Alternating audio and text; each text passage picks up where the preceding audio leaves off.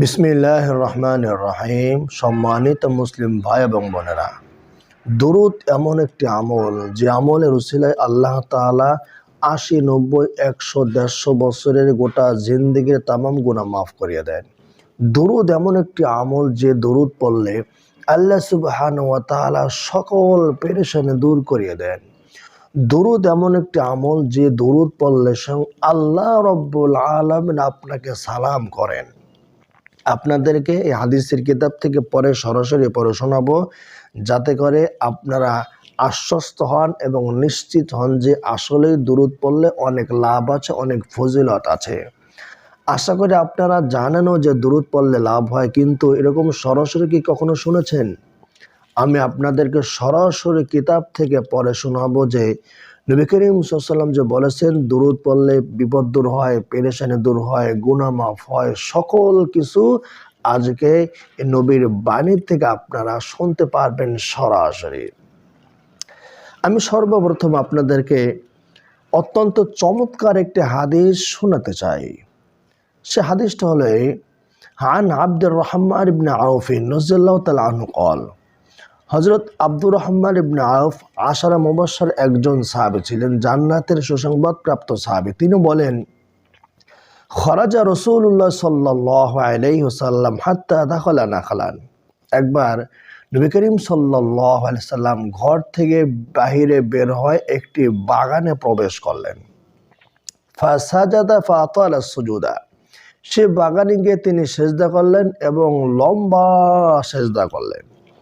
হাত্তা খাশিতু আন ইয়াকুনা আল্লাহু তাআলা ক্বাদ তাওফাহু। আব্দুর রহমান বিন আউফ বলেন, আমি ভয় পেয়ে গেলাম যে আল্লাহ তাআলা কি তার নবীকে মৃত্যু দিয়েছেন। এত লম্বা সেজদা করেছেন যে বুঝতেই পেরেছেন মনে হয় যে তিনি মারাই গেছেন। ফাজিতু আনজুরু, আমি বিষয়টি দেখার জন্য রাসূল সাল্লাল্লাহু আলাইহি ওয়াসাল্লামের একেবারে কাছে আসলাম। রাসূল যেখানে সেজদা দিয়েছেন তার মাথা, আমি সেখানে উকি মেরে দেখলাম তার জিভ, তার চোখের পাতা নড়ে কিনা, তার ঠোঁট নড়ে কিনা দেখার জন্য। ফারাফা রাসূ, আমি তা দেখতে লাগলাম। এরপর নবীজি মাথাটা উঠালেন। ফাকালা মালাক, মাথা উঠিয়ে নবী করিম সাল্লাল্লাহু আলাইহি ওয়াসাল্লাম একটু পরে বললেন, তোমার কি হয়েছে হে আব্দুর রহমান? ফাযাকারাতু লাহু যালিকা, আমি তখন এই বিষয়টি নবীকে বললাম, ইয়া রাসূলুল্লাহ, আপনি লম্বা সেজদা করেছেন, আমি তো ভয় পেয়ে গেছি, না জেনে আপনি মৃত্যুবরণ করেছেন, তাই আমি নিশ্চিত হওয়ার জন্য আপনার কাছে এসে আপনার ঠোঁট দেখেছি, আপনার চোখ দেখেছি।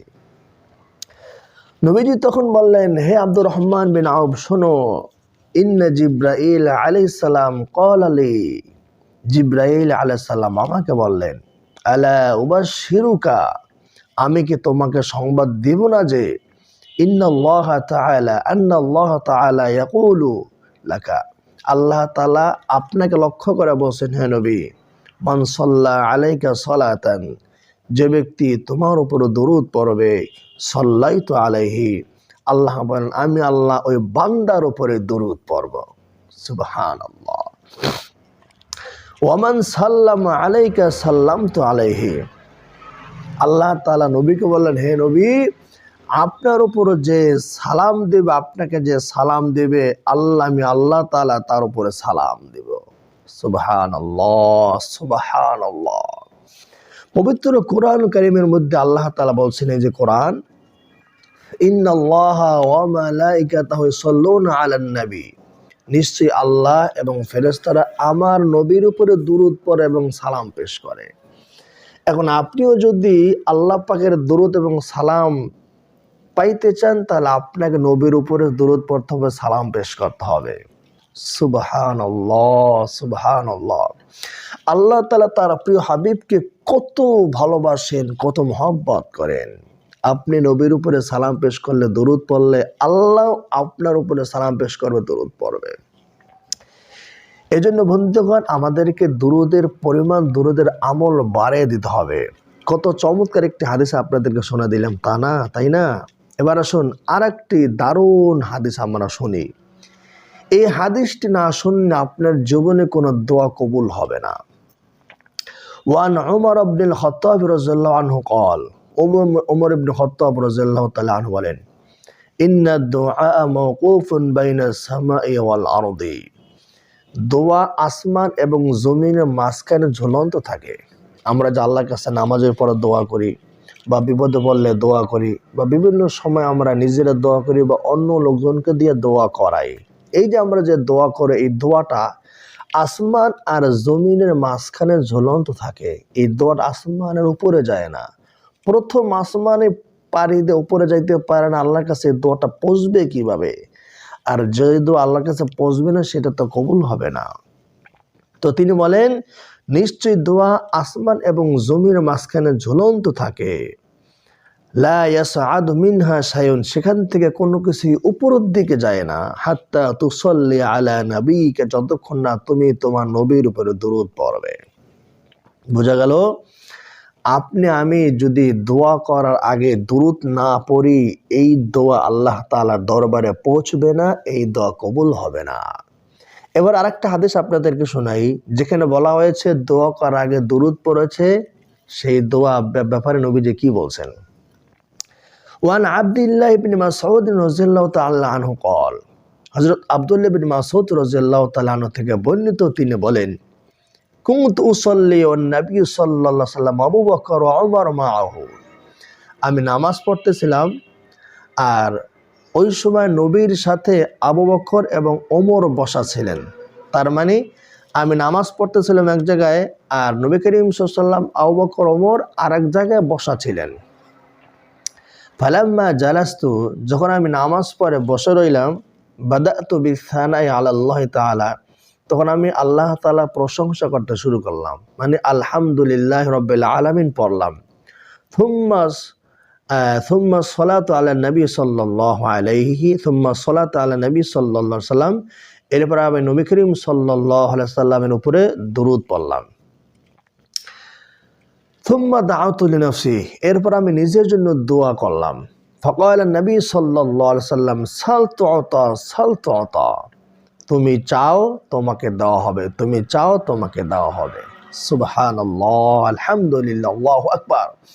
তার হাদিস থেকে জানতে পারলাম যে নামাজ পড়ার পরে প্রথমে আল্লাহ তাআলা প্রশংসা করতে হবে, এরপর নবীর উপরে দরুদ পড়তে হবে, এরপর আপনি নিজের জন্য দোয়া করবেন, তাহলে নবীজি বলছেন সেই দোয়া কবুল হবে ইনশাআল্লাহ। এই জন্য ভাইরা আমার, বন্ধুরা আমার, আপনি যখন নামাজ পড়বেন, নামাজ পড়ার পর যখন দোয়া করবেন, যখন হাত উঠাবেন, তখন বলবেন আলহামদুলিল্লাহি রাব্বিল আলামিন ওয়াসসালাতু ওয়াসসালামু আলা সাইয়্যিদিল মুরসালিন। আলহামদুলিল্লাহ বললেন এবং ওয়াসসালাতু ওয়াসসালামু আলা সাইয়্যিদিল আমবিয়া ওয়াল মুরসালিন বললেন। এরপর আপনি নিজের জন্য দোয়া করবেন, বলবেন আল্লাহ, আমি জীবনে যত গুনাহ করেছি, সগীরা গুনাহ, কবিরা গুনাহ, হাতের গুনাহ, পায়ের গুনাহ, চোখের গুনাহ, কলবের গুনাহ মাফ করিয়া দেন। আল্লাহ, আমার মা বাবা, দাদা দাদি, নানা নানি, আত্মীয় স্বজনদের গুনাহগুলো মাফ করিয়া দেন। আল্লাহ, আপনি আমার সকল পেরেশানি দূর করিয়া দেন। আল্লাহ, আপনি আমার মনের আশা কবুল করিয়া নেন। আল্লাহ, আপনি আমার অভাব দূর করিয়া দেন। নবীজি বলেন আপনি এইভাবে আল্লাহর কাছে চাইবেন, আল্লাহ রব্বুল আলামিন আপনারা চাওয়া পাওয়া কবুল এবং মঞ্জুর করে নেবেন। আশা করি আপনাদেরকে বোঝাতে পেরেছি। এবার একটি হাদিস শোনাবো, যেখানে নবী করিম সাল্লাল্লাহু আলাইহি সাল্লাম বলতে চেয়েছেন দরুদ পড়লে গুনাহ মাফ হয় এবং দরুদ পড়লে পেরেশানি দূর হয়ে যায়। ওয়ান উবাই ইবনে কাআব রাদিয়াল্লাহু তাআলা আনহু قال, উবাই ইবনে কাআব রাদিয়াল্লাহু তাআলা আনহু বলেন, কুলতু ইয়া রাসূলুল্লাহ, আমি বললাম হে আল্লাহর রাসূল, ইন্নী উকসিরু সালাতা আলাইকা, আমি আপনার উপরে অনেক দরুদ পড়ি। ফাকাম আজআলু লাকা মিন সালাতি, এখন আপনি বলে দেন আমি কতটুকু আপনার উপরে দরুদ পড়ব। আমি তো বেশি দরুদ পড়ি, বেশি থেকে এই বেশির মধ্যে কতটুকু আপনার জন্য দরুদ পড়লে আমার জন্য এনাফ হবে, পর্যাপ্ত হবে।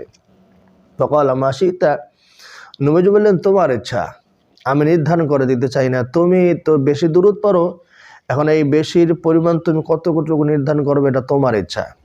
তখন তিনি একটা নির্ধারণ করে দিতে চাইলেন। তিনি বললেন কুলতা রুবা। আমি বললাম ইয়া রাসূলুল্লাহ, আমি যদি 4/1 দরুদ পড়ি, মানে আমি যত আমল আছে জিকির আজকার, কোরআন তেলাওয়াত, নফল আমল, সমস্ত আমলের মধ্যে যদি আমি 4 ভাগ করে 1 ভাগ যদি দরুদ পড়ি তাহলে আমার জন্য হবে? ক্বালা মা শি'তা ফাইন জিদতা ফাহুয়া খায়রুন লাক। নবীজি বললেন তোমার ইচ্ছা, তবে যদি দরুদ আরো বেশি পড়ো তাহলে সেটা তোমার জন্য কল্যাণকর হবে। তখন তিনি বললেন আন-নিসফা। ইয়া রাসূলুল্লাহ, আমার যাবতীয় আমলের অর্ধেক দরুদ পড়ব, বাকি অর্ধেক অন্যান্য আমল করব, তাহলে হবে কি?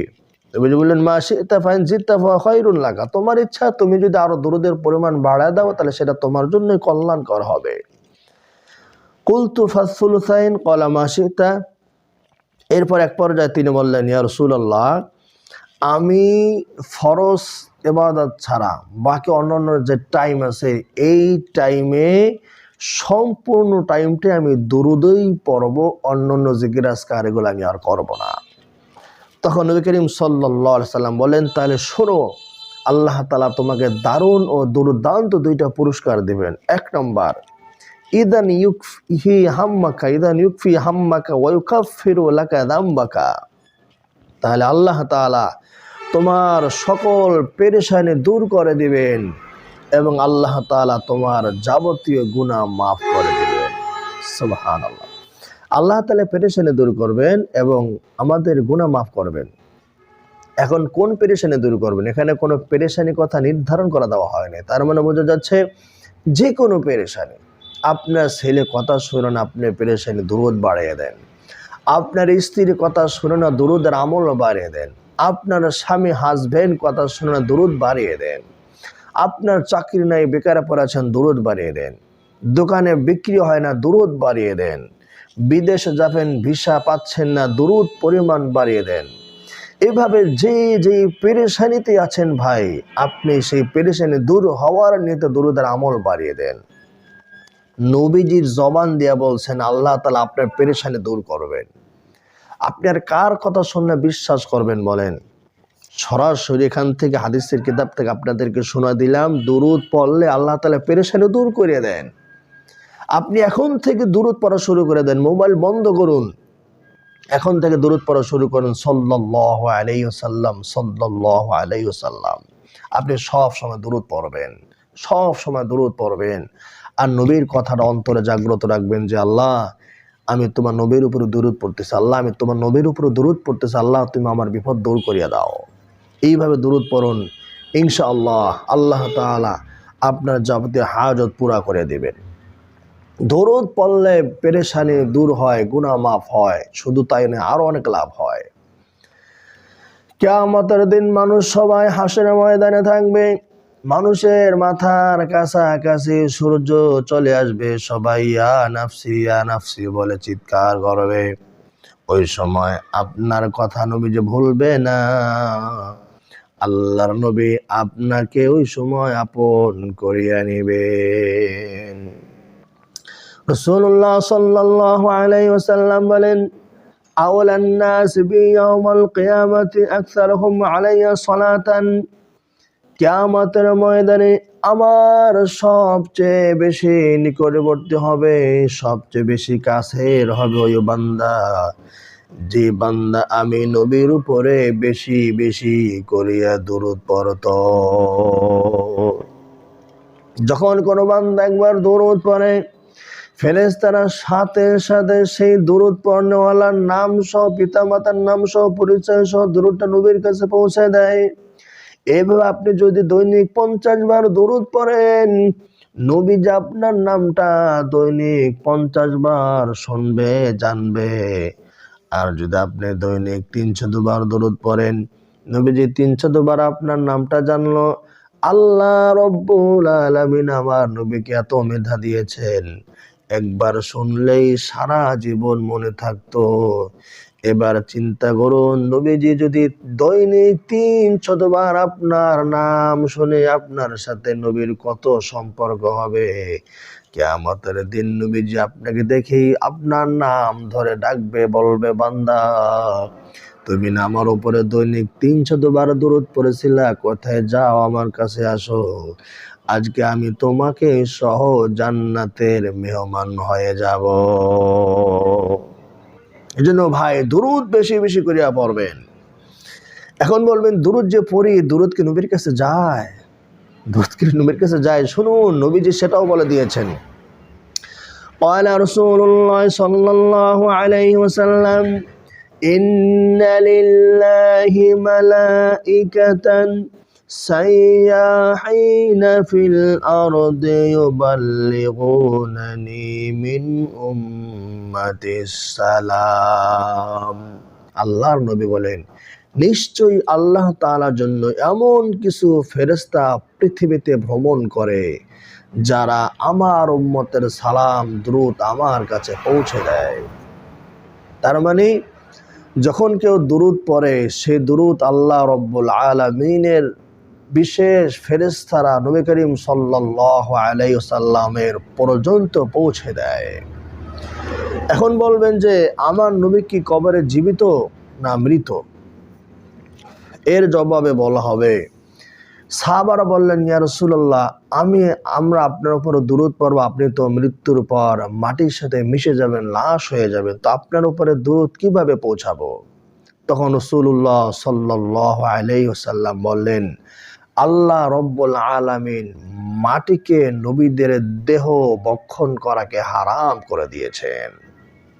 তার মানে আমাদের নবী মাটিতে মিশে যান নাই, আমাদের নবী সহ সকল নবীরা মাটির সাথে মিশে যান নাই, আল্লাহ তাআলা নবীদেরকে জিন্দা রেখেছেন।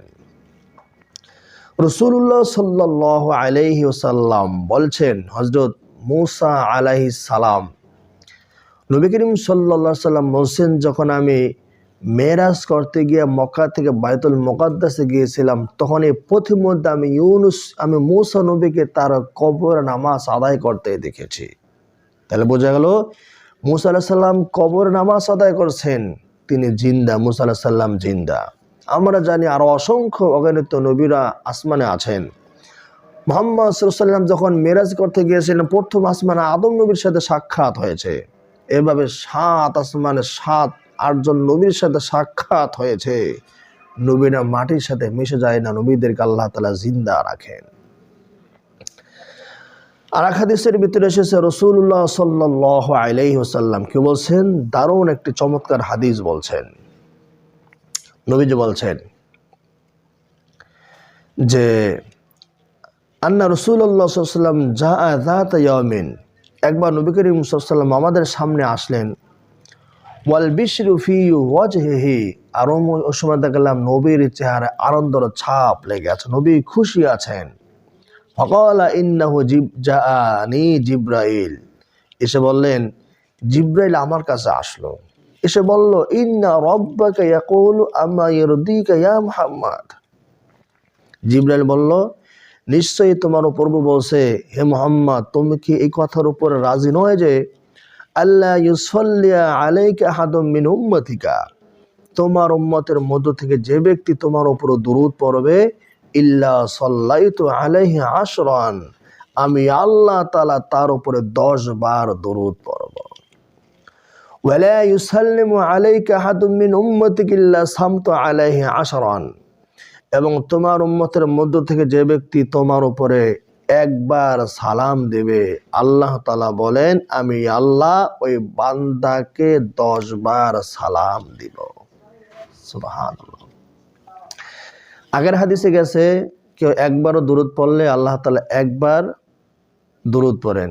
একবারে কথা নেই, বলা হয়েছে কেউ দুরূদ পড়লে আল্লাহ তাআলা দুরূদ পড়েন, কেউ সালাম দিলে আল্লাহ তাআলা সালাম দেন। ওখানে সংখ্যার কথা উল্লেখ নেই, হাদিসে সংখ্যার কথা উল্লেখ আছে। তার মানে আপনি যদি একবার নবী সাল্লাল্লাহু আলাইহি ওয়াসাল্লামের উপরে একবারও দুরূদ পড়ে, আল্লাহ তাআলা আমাদের উপরে 10 বার দুরূদ পড়বেন। আল্লাহ তাআলা আমাদের উপর দুরূদ পড়বেন মানে কি? মানে আমাদেরকে আল্লাহ তাআলা শান্তি দিবেন, আমাদের উপর আল্লাহ তাআলা রহমত নাজিল করবেন, আমাদের অন্তরে আল্লাহ তাআলা শান্তি দান করবেন, পেরেশানি দূর করবেন, আমাদেরকে আল্লাহ তাআলা আপন বানিয়ে নেবেন, আমাদেরকে আল্লাহ তাআলা তার কাছের প্রিয় বানিয়ে নেবেন। আল্লাহ তাআলা আমাদেরকে তার একেবারে খাস বান্দাদের অন্তর্ভুক্ত করে নেবেন। তো তো এই হলো দুরুদ। আরও দুরুদ আছে। আরেকটা হাদিস আপনাদেরকে শুনে, রাসূলুল্লাহ সাল্লাল্লাহু আলাইহি ওয়াসাল্লাম বলেন, মান সাল্লা আলাইয়া লাম তাজিলিল মালায়েকাতু তুসাল্লি আলাইহি। তুমি যতক্ষণ পর্যন্ত তোমার নবীর উপরে দরুদ পড়বে ততক্ষণ পর্যন্ত ফেরেশতারা তোমার জন্য দোয়া করবে। এখন আপনি আমি যদি 10 মিনিট দরুদ পড়ি তাহলে ফেরেশতারা আপনার জন্য আমার জন্য 10 মিনিট দোয়া করবে। আমি যদি আধা ঘন্টা দরুদ পড়ি তাহলে ফেরেশতারা আপনার জন্য আমার জন্য আধা ঘন্টা দোয়া করবে। যদি সারা রাত্রই দরুদ পড়ি তাহলে ফেরেশতারা সারা রাত্রই আমাদের জন্য আল্লাহ পাকের কাছে দোয়া করবে। আপনার দোয়া আমার দোয়া কবুল হওয়ার কোনো নিশ্চয়তা নেই, কিন্তু ফেরেশতারা দোয়া করলে সেটা কবুল হওয়ার নিশ্চয়তা রয়েছে। আপনি 10 মিনিট দোয়া করলেন, আরেকজনের 10 মিনিট শুধু দরুদ পড়ল, এখন আপনি কারটা আগে রাখবেন?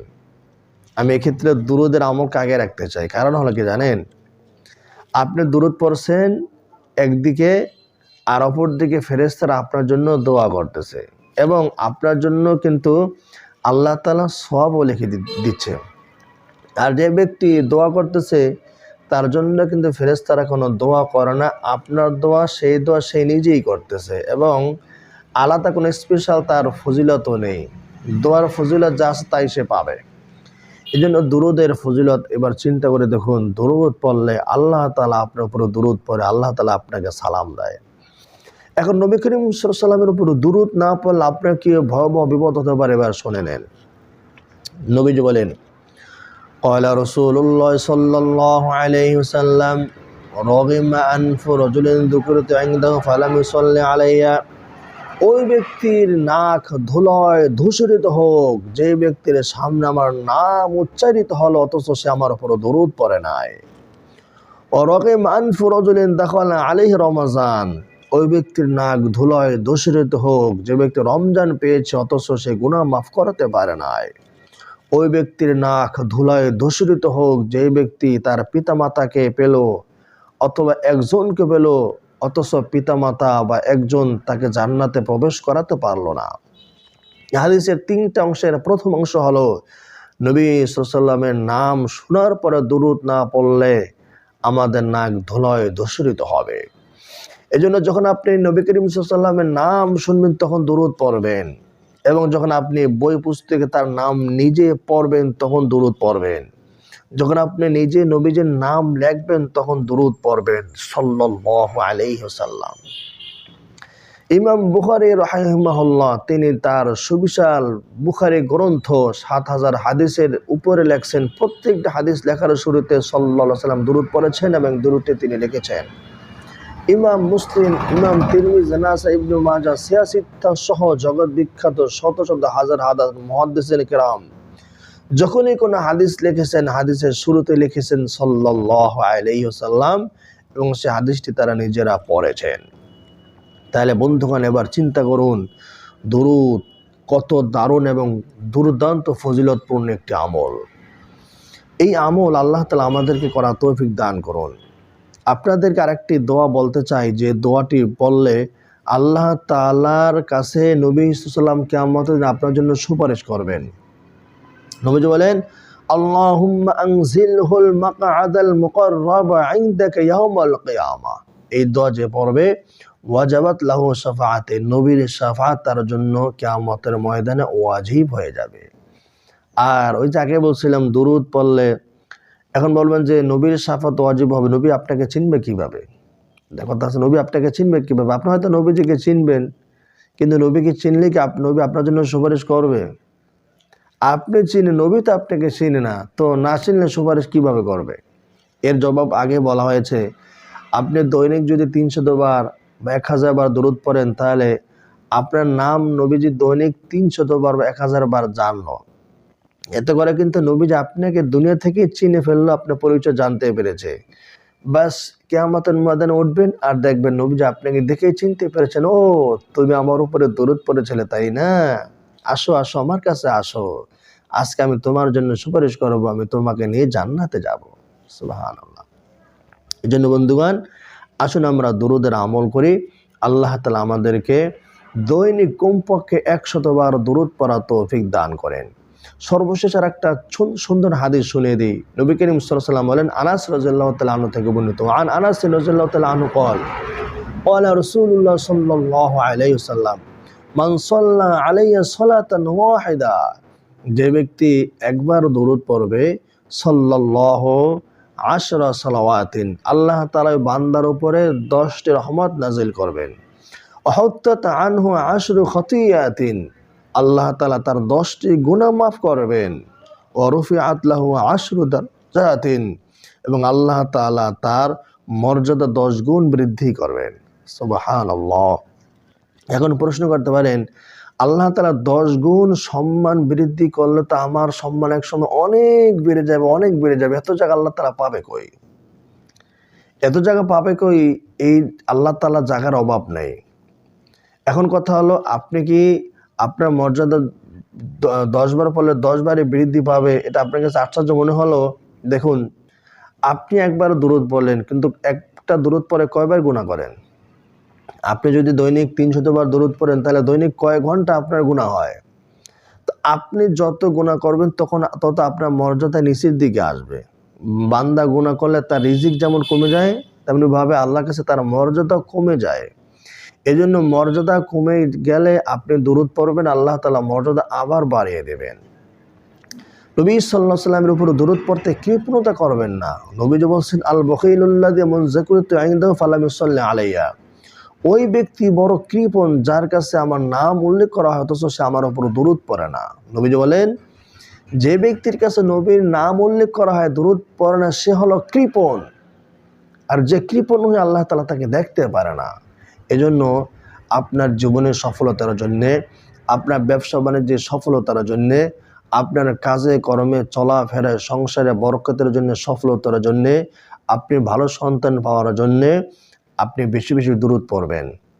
আপনি ভালো বিবাহ শাদী করার জন্য বেশি বেশি দুরূদ পড়বেন। বন্ধুগণ, পরিশেষে একটি কথা বলতে চাই, আমাদের একটা মাদ্রাসা রয়েছে, মহিলা মাদ্রাসা।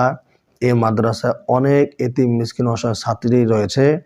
আমাদের বাড়ি হলো বরিশাল মুলাদি। আমাদের অঞ্চলের মানুষ খুবই গরিব। তো যারা ধর্মপ্রাণ মুসলমান ভাই বোনেরা আছেন, যারা দ্বীনের রাস্তায় দান করতে ভালোবাসেন, আপনাদের কাছে অনুরোধ করব, আল্লাহ তাআলার জন্য, আল্লাহকে খুশি করার জন্য আল্লাহ তাআলা রাস্তায় দান করুন। আল্লাহ তাআলা রাস্তায় দান করলে আল্লাহ তাআলা আপনার বালা মুসিবত বিপদ আপদ দূর করে দিবেন। নবী সাল্লাল্লাহু আলাইহি ওয়াসাল্লাম বলেন, আর সদকাতু তারুদ্দুল বালা, দান করলে বালা মুসিবত দূর হয়।